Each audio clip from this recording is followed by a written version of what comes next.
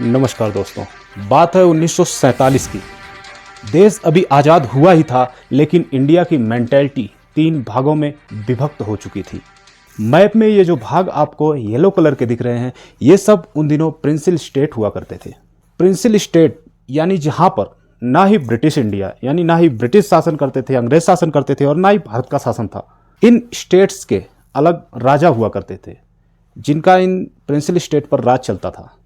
अंग्रेजों की हुकूमत उन राजाओं के ऊपर से चलती थी। कम्युनिकेशन, फॉरेन अफेयर और डिफेंस इन प्रिंसिल स्टेट पर अंग्रेजों का अप्लाई होता था। जैसे जम्मू कश्मीर, जूनागढ़, हैदराबाद, ये स्टेट प्रिंसिल स्टेट में आते थे। इस प्रकार लगभग 565 प्रिंसिल स्टेट थे। अब इसी मैप में सेकेंड फेज में आपको दूसरा कलर रेड दिख रहा होगा, जो कि ब्रिटिश इंडिया कहा जाता था। इन पर ब्रिटिशर्स यानी अंग्रेज राज किया करते थे। अपने जाने से पहले अंग्रेज इंडिया की डिवाइडेशन के लिए यानी ब्रिटिश इंडिया को डिवाइड करने के लिए एक माउंटेन बैटन प्लान लेकर आते हैं, जिस प्लान के तहत उनका नियम था कि ब्रिटिश इंडिया यानी प्रिंसिल स्टेट को छोड़ के ब्रिटिश इंडिया, जिन पर उनका डायरेक्ट शासन था, उन्हें 2 भागों में रिलीजियस डेमोक्रेसी के आधार पर बांटना था। यानी हिंदू मुस्लिम की पॉपुलेशन के आधार पर हिंदू अलग और मुस्लिम अलग। ये अंग्रेजों का प्लान था ब्रिटिश इंडिया को बांटने का, जिसमें प्रिंसिल स्टेट शामिल नहीं होते। प्रिंसिल स्टेट के लिए उन्होंने अलग नियम बनाया कि प्रिंसिल स्टेट जिस भी देश में मिलना चाहेगा, हिंदुस्तान या पाकिस्तान, हिंदुओं के साथ या मुस्लिमों के साथ, वह मिल सकता है, उसे खुली छूट थी। और अगर वह किसी भी देश के साथ नहीं मिलना चाहते तो वह अपना एक अलग स्वतंत्र राष्ट्र बना सकते हैं। अब विभाजन की पहली कड़ी शुरू होती है जिन्ना से, जिसे एक अपना अलग देश चाहिए था। सॉरी, देश नहीं बल्कि मुल्क चाहिए था। देखिए, मुल्क हमने इसलिए कहा क्योंकि उसे अपने देश में, अपने मुल्क में सिर्फ और सिर्फ मुस्लिम चाहिए थे, मुस्लिम आबादी चाहिए थी। अच्छा, देश के डिवाइडेशन को लेकर गांधी जी का सवाल हुआ जब जिन्ना से। गांधी जी ने पूछा, तुम देश का बंटवारा क्यों चाहते हो, तुम एक में रहना क्यों नहीं चाहते? तब जिन्ना ने अपना प्रस्ताव रखा कि मुझे प्रधानमंत्री बनना है। इस बात पर गांधी जी ने बहुत बड़ा ऐलान किया जिन्ना के लिए कि तुम्हें भारत का ही प्रधानमंत्री बना देंगे। देश को टूटने से, बंटने से, डिवाइडेशन से बचाना है। इस बात पर जब जिन्ना को गांधी जी भारत का प्रधानमंत्री बनाने का ऑफर दे दिए कि तुम देश का बंटवारा मत करो, तुम्हें ही प्रधानमंत्री यहां का बना दूंगा, अखंड भारत रहने दो, इस बात पर नेहरू भड़क पड़े और नेहरू ने अलग ही विरोध कर दिया। नेहरू ने कहा कि नहीं, प्रधानमंत्री तो भारत का मैं ही बनूंगा, मुझे ही बनना है, और अगर ऐसा नहीं होता, आप मुझे प्रधानमंत्री नहीं बनने देंगे, नहीं बनाएंगे, तो मैं कांग्रेस तोड़ दूंगा।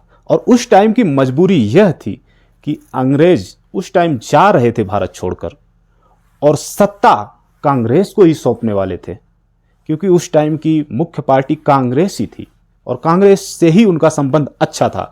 और अगर उस टाइम कांग्रेस पार्टी टूट जाती तो अंग्रेजों को फिर से रुकने का बहाना मिल जाता। इस कारण मजबूर होकर गांधी ने देश के बंटवारे को सहा। अब बात आती है बंटवारे के दूसरी कड़ी की। इसमें वो लोग जुड़े थे जिन्हें भारत पसंद था, जो हिंदुस्तान में रहना चाहते थे, जिन्होंने हिंदुस्तान को चुना और वो यहां रहे। अब तीसरी कड़ी में बंटवारे की बात आती है प्रिंसिल स्टेट की।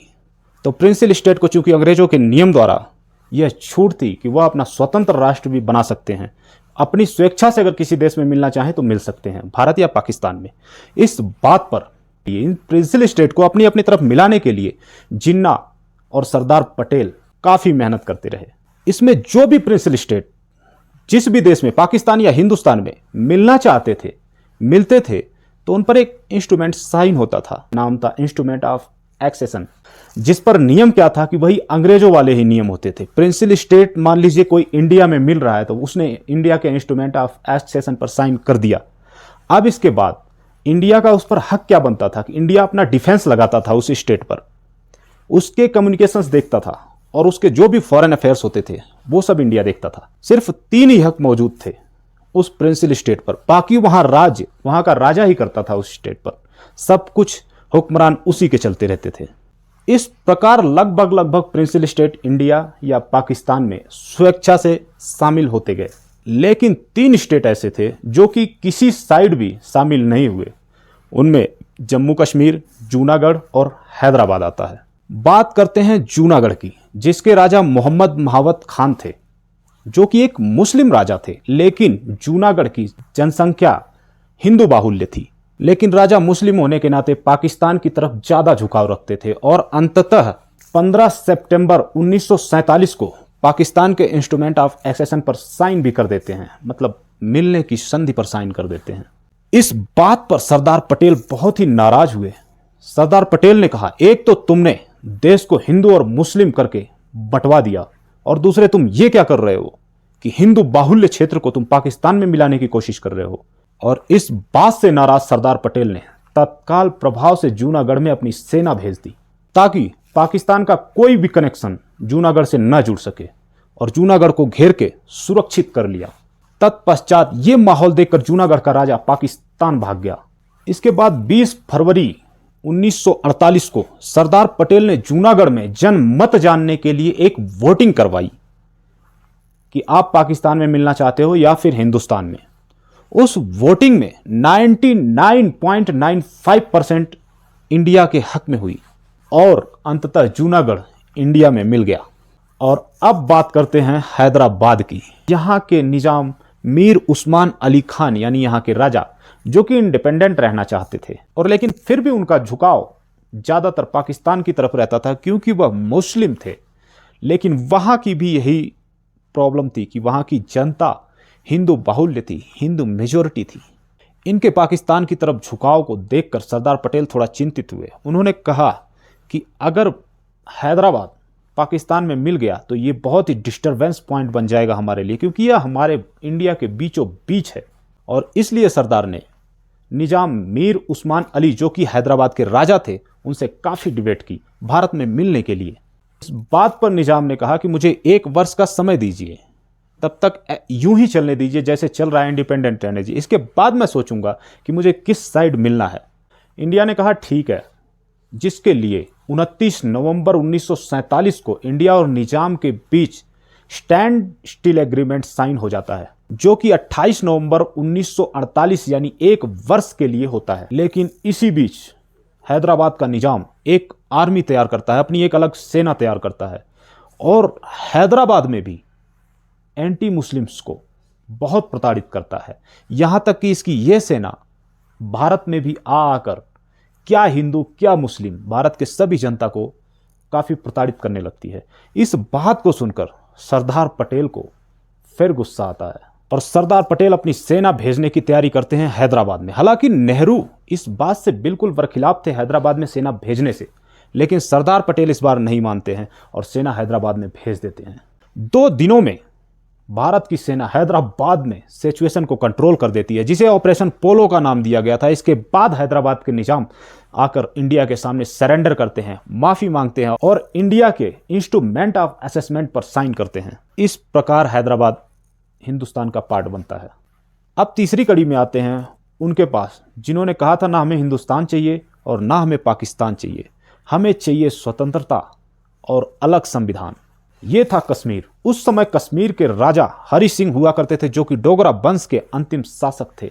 हरि सिंह का प्रधानमंत्री शेख अब्दुल्ला हुआ करता था, जिसने हरि सिंह को गाइड किया कि आप इंडिपेंडेंट रहिए, आप स्वतंत्रता लीजिए, अपना अलग देश बनाएंगे, अपना अलग नियम होगा, राज अपना होगा, सब कुछ अपना चलेगा।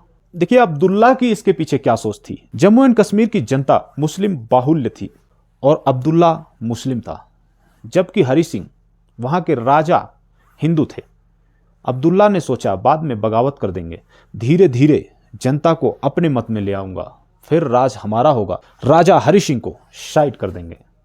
चूँकि शेख अब्दुल्ला की नेहरू से बहुत अच्छी बनती थी, इसलिए शेख अब्दुल्ला ने नेहरू को ये वादा किया था कि जब जम्मू एंड कश्मीर को चुनने की बारी आएगी कि तुम पाकिस्तान में जाना है या इंडिया में मिलना है, तो उसने कहा मैं इंडिया के लिए सपोर्ट करूंगा और अपनी जनता को कन्विंस कर लूंगा। और शेख अब्दुल्ला आड़े हाथ जनता में राजा हरि सिंह की बुराइयां करना शुरू कर देता है। धीरे धीरे ये बुराई विद्रोह में बदल जाती है। राजा हरि सिंह इस बात को जान जाते हैं, खुल के सामने आ जाता है अब्दुल्ला, राजा हरि सिंह का विरोध करने लगता है। इस बात पर राजा हरि सिंह ने अपने प्रधानमंत्री अब्दुल्ला को जेल में डाल दिया। देखिए राजा हरि सिंह जो थे, इन्हें सत्ता की लालच अच्छी खासी थी, इन्हें कुर्सी छोड़ने का मन नहीं था। राजा बने रहना चाहते थे, इसलिए यह इंडिपेंडेंट रखना चाहते थे खुद को। लेकिन इन्होंने स्टैंड स्टिल एग्रीमेंट पर पाकिस्तान और हिंदुस्तान दोनों को खुली छूट दी थी। इंडिया ने स्टैंड स्टिल एग्रीमेंट पर साइन नहीं किया जम्मू एंड कश्मीर के, लेकिन पाकिस्तान ने कर दिया था। अब पाकिस्तान से 1 साल का सब्र नहीं हो रहा था।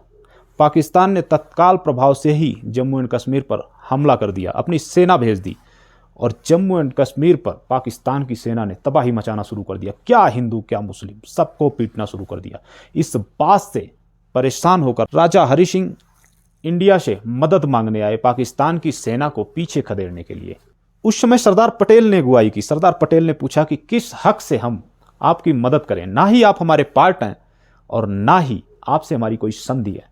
इस बात पर राजा हरि सिंह ने 26 अक्टूबर 1947 को इंडिया के इंस्ट्रूमेंट ऑफ एक्सेशन पर साइन किया। इस प्रकार जम्मू एंड कश्मीर इंडिया का एक पार्ट बन गया। क्योंकि इस एक्सेशन साइन के बाद अब इंडिया की जिम्मेदारी बन जाती है जम्मू कश्मीर पर डिफेंस, फॉरेन अफेयर्स और कम्युनिकेशन की।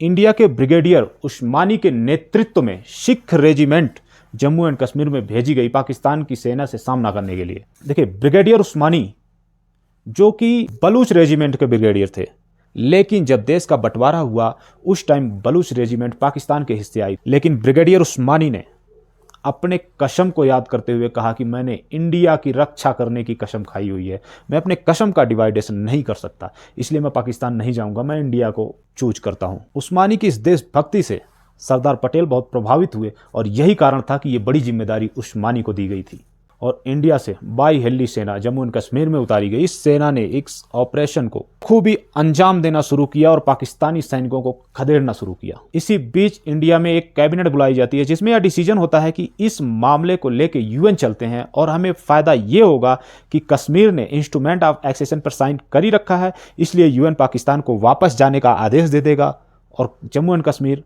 हमें आराम से मिल जाएगा। और बात रही नेहरू की, जिसे शेख अब्दुल्ला पर बहुत भरोसा था कि जब भी जम्मू एंड कश्मीर को इंडिया या पाकिस्तान से मिलने की बात होगी तो शेख अब्दुल्ला इंडिया के फेवर में रहेगा। इन तथ्यों को ध्यान में रखते हुए 21 अप्रैल 1948 को इंडिया कश्मीर का मुद्दा लेकर इंडिया यूएन में पहुंच जाता है। कुछ दिन बाद इस पर यूएन का फैसला आता है। यूएन की गाइडलाइंस आती है कि वार में जो जहां पर है वो वहीं पर रुक जाए, वार को वैसे ही रोक दिया जाए।